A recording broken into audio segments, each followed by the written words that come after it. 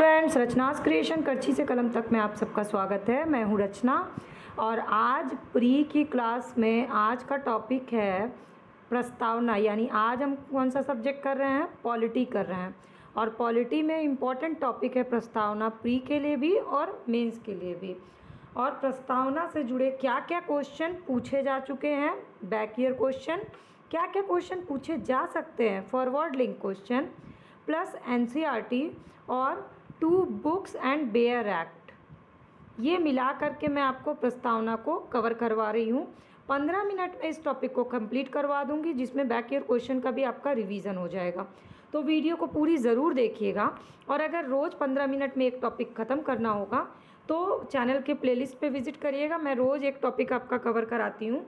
Channel के subscribe button को click कर लीजिएगा ताकि फ्री ऑफ कॉस्ट सारी वीडियो अपडेट रोज़ आपको मिल जाया करे। तो चलिए शुरू करते हैं कीवर्ड्स के थ्रू पूरा प्रस्तावना। तो पहले मैं आपको थोड़ा बेसिक बताती हूँ प्रस्तावना के बारे में।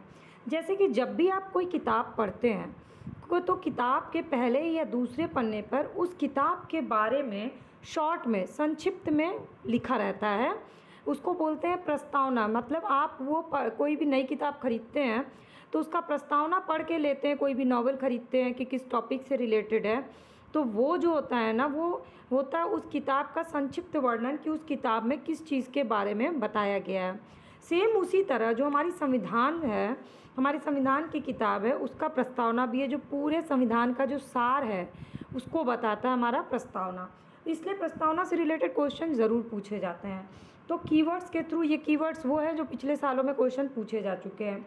जैसे कि पहला कीवर्ड क्या है? 13 दिसंबर 1946। तो 13 दिसंबर 1946 क्यों पूछा गया क्वेश्चन? क्योंकि पंडित जवाहरलाल नेहरू के द्वारा संविधान सभा में 13 दिसंबर 1946 को उद्देश्य प्रस्ताव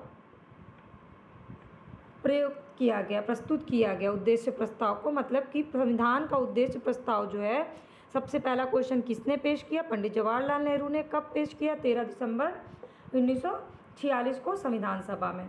इसके बाद अगला कीवर्ड है आपका 22 जनवरी 1947। अब 22 जनवरी 1947 को उद्देश्य प्रस्ताव को ही उद्देशिका के रूप में, यानी प्रस्तावना के रूप में संविधान सभा द्वारा स्वीकृत कर लिया गया। तो स्वीकार कब किया गया? 22 जनवरी 1947 को। इसके बाद आया 42वां संविधान संशोधन अधिनियम। अब ये कब हुआ था? तो 1976 में हुआ था। इसमें क्या किया गया? उद्देशिका यानी प्रस्तावना में समाजवादी, पंथ निरपेक्षता, अखंडता, ये 3 शब्द जोड़ा गया। और ये बहुत इम्पॉर्टेंट है कि प्रस्तावना में 3 नए शब्द कौन कौन से जोड़ेगा। और बहुत सारे स्टूडेंट्स ऑप्शन आते कंफ्यूज हो जाते हैं, तो आपको याद रखना है समाजवादी, पंथ निरपेक्षता और अखंडता शब्द को जोड़ा गया 42वें संशोधन द्वारा। और भारतीय संविधान की उद्देशिका ने भारत को संपूर्ण प्रभुत्व संपन्न, समाजवादी, पंथ निरपेक्ष, लोकतंत्रात्मक गणराज्य के रूप में घोषित किया है। संपूर्ण प्रभुत्व संपन्न, दूसरे को उसमें इंटरफेयर नहीं करना। समाजवादी मीन्स संसाधनों का समतापूर्वक वितरण, समतामूलक। पंथ निरपेक्ष मतलब धर्म की स्वतंत्रता है सबको। लोकतंत्र मतलब जनता के द्वारा शासन। और गणराज्य मतलब अपना संविधान है, इसके रूप में घोषित किया गया। और संविधान के प्रस्तावना में नागरिकों को 3 प्रकार का न्याय दिया गया, इसकी घोषणा की गई। अब ये न्याय कौन कौन से थे? तो ये न्याय थे सामाजिक, आर्थिक और राजनीतिक। ये 3 तरह के न्याय की सुनिश्चितता की गई। फिर संविधान के प्रस्तावना में संविधान के विधिक निर्वाचन में ये सहायक रहे। इसके बाद उद्देशिका यानी संविधान का जो प्रस्तावना है, संविधान के विधिक निर्वाचन में सहायक होने के बाद अय्यर, यहाँ से क्वेश्चन पूछा गया है, सर अल्लादी कृष्ण स्वामी अय्यर। तो आप अय्यर याद रखिए। कृष्ण स्वामी अय्यर के अनुसार प्रस्तावना हमारे सपनों और विचारों का प्रतिनिधित्व करती है। और ये स्टेटमेंट जो है ये मेंस में भी पूछा जाता है 150 वर्ड में लिखने के लिए, और प्री में भी कि ये स्टेटमेंट किसका है? प्रस्तावना हमारे सपनों और विचारों का प्रतिनिधित्व करता है। ये है कृष्ण स्वामी अय्यर के। इसके बाद एक और स्टेटमेंट है जो आपके लिए इम्पॉर्टेंट है, वो है के.एम. मुंशी का। के.एम. मुंशी के अनुसार प्रस्तावना हमारे प्रभुत्व संपन्न, लोकतंत्रात्मक गणराज्य की जन्म कुंडली है। तो आपको कीवर्ड क्या याद रखना है कि प्रस्तावना को जन्म कुंडली किसने कहा है? तो मुंशी जी ने कहा है। मुंशी जी का काम है सबकी कुंडली बताना, ऐसा कुछ कोड बना लीजिए। और मुंशी जी ने बताया कि प्रस्तावना जो है हमारी इसकी जन्म कुंडली है। तो ये 5 कीवर्ड्स वो हैं जो बैक ईयर पूछे गए हैं। अब हम आगे बताते हैं। अब आगे के कीवर्ड्स जहाँ से क्वेश्चन पूछे गए हैं, संविधान का भाग है, मतलब ये कब कहा गया। बम्बई बनाम यूनियन ऑफ इंडिया, बम्बई बनाम यूनियन ऑफ इंडिया के केस में उच्चतम न्यायालय ने, सुप्रीम कोर्ट ने धारणा प्रस्तुत की कि प्रस्तावना जो है वो संविधान का भाग है, इसलिए आपके लिए इम्पोर्टेंट हो गया।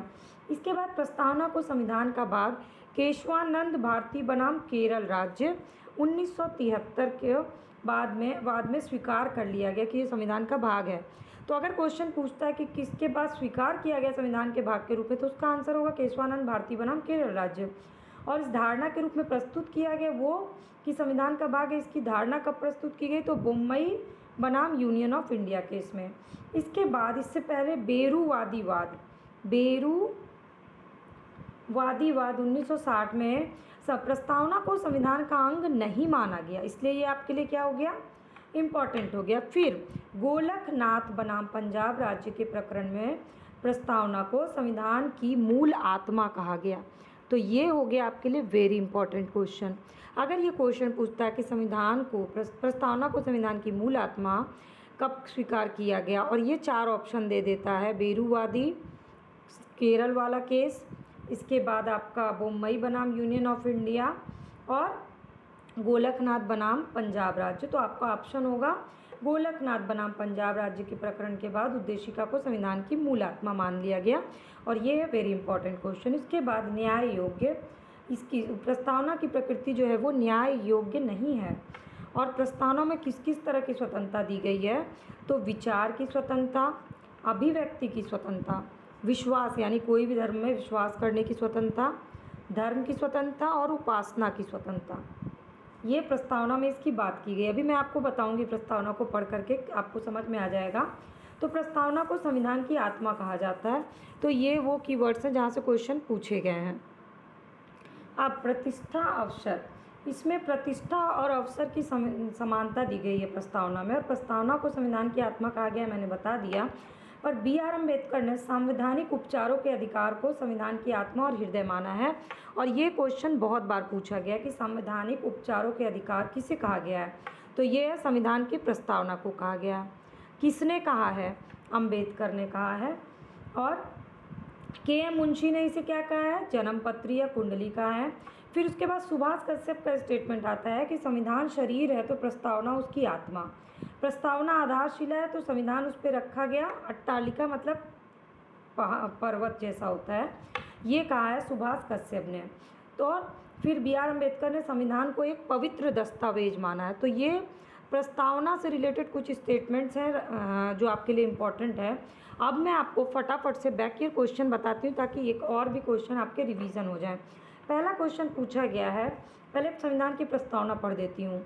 हम भारत के लोग, भारत, इसके बाद है एक कॉमा, भारत को एक संपूर्ण प्रभुत्व संपन्न समाजवादी पंथ निरपेक्ष लोकतंत्रात्मक गणराज्य बनाने के लिए तथा उसके समस्त नागरिकों को सामाजिक, आर्थिक, राजनैतिक न्याय, विचार, अभिव्यक्ति, विश्वास, धर्म और उपासना की स्वतंत्रता, प्रतिष्ठा, अवसर की समानता प्राप्त कराने के लिए तथा उन सब में, फिर से एक कॉमा है, उन सब में व्यक्ति की गरिमा और राष्ट्र की एकता, अखंडता सुनिश्चित करने वाली बंधुता बढ़ाने के लिए दृढ़ संकल्प होकर अपने संविधान सभा में आज इसको अंगीकृत, अधिनियमित और आत्मार्पित करते हैं। इस अवतरण में आज के दिन डेट कौन सा है, अब इसका आंसर आपको बताना है। तो वो डेट है 26 नवंबर 1949। ये इस दिन किया गया था अंगीकृत, अधिनियमित और आत्मार्पित। ये आपके लिए वेरी इंपॉर्टेंट है और ये क्वेश्चन बहुत बार पूछा जा चुका है, इसलिए मैंने आपको पूरा प्रस्तावना पढ़ के सुना दिया। इसके बाद भारतीय गणतंत्र की 26 जनवरी 1950 को सही संवैधानिक प्रस्तुति थी जब संविधान लागू किया गया तो उसमें क्या क्या शब्द थे? संपूर्ण प्रभुत्व संपन्न, लोकतंत्रात्मक, गणराज्य। इसके बाद जब 1976 में 42वां संविधान संशोधन हुआ तो उसमें जोड़ा गया समाजवादी, पंथ निरपेक्ष और अखंडता शब्द जोड़ा गया। ठीक है, तो ये आपका क्वेश्चन बहुत बार पूछा गया। आगे क्वेश्चन है, भारत के संविधान के निर्माताओं का मत निम्नलिखित में से किससे प्रतिबिंबित होता है? तो ये है संविधान निर्माताओं का मत, सब कुछ उनका किस में दिखता है? प्रस्तावना में दिखता है। संविधान में हमारे राष्ट्र का उल्लेख किस नामों से किया गया है? तो किस नाम से किया गया? हम भारत के लोग, भारत या इंडिया के रूप में किया गया है। भारत अर्थात इंडिया के रूप में। India that is Bharat shall be a union state. ये आपको लिए पूछा गया 2003 में क्वेश्चन। फिर अगला क्वेश्चन है, भारतीय संविधान की प्रस्तावना के सिलसिले में निम्नलिखित में कौन सा क्रम सही है? ये क्रम आपका दिया हुआ है, तो सार्वभौम, ये बहुत बार पूछा गया है, सार्वभौम, सत्ता संपन्न, समाजवादी, धर्मनिरपेक्ष, लोकतंत्रात्मक, गणतंत्र, ये है क्रम। और ये क्रम पूछा गया है संविधान के प्रस्तावना में, और ये सब पूरा क्रम 42वें संशोधन के बाद बना है। इसके बाद अगला क्वेश्चन फिर से वही है कि शब्दों पर विचार करें और क्रम से लगाएं कौन सा क्रम सही है। और ये क्रम वाला जो है ना, कम से कम 6-7 बार क्वेश्चन पूछा गया है। फिर है, भारतीय संविधान की प्रस्तावना में समाजवादी शब्द किस संशोधन द्वारा जोड़ा गया? तो 42वें संशोधन द्वारा 1976 में। धर्मनिरपेक्ष राज्य वर्णित करता है किसमें है? संविधान की प्रस्तावना में। कब? 42वें संशोधन 1976 द्वारा। तो ये जो संशोधन है इससे कम से कम 8-10 बार क्वेश्चन पूछा गया है। तो संशोधन कौन सा इंपॉर्टेंट है वो मैंने आपको बता दिया। हम भारत के लोग शब्दों का प्रयोग हमारे संविधान में कहाँ हुआ है? तो प्रस्तावना में हुआ है। भारत के संदर्भ में धर्मनिरपेक्ष शब्द का सही भाव क्या है? तो धर्मनिरपेक्ष शब्द का सही भाव है सभी धर्मों को राज्य द्वारा समान आश्रय देना, मतलब कोई धर्म का उपेक्षा नहीं करना। फिर ये जो क्रम है ना, इससे सबसे ज़्यादा बार क्वेश्चन है। इसके बाद 42वें संशोधन से बहुत बार क्वेश्चन है घुमा फिरा करके, इसलिए आपको ये दो तो आपको अच्छे से याद कर लेना है। फिर अगला, मतलब ये सारे क्वेश्चन, ये तो कम से कम 10-10 बार क्वेश्चन है।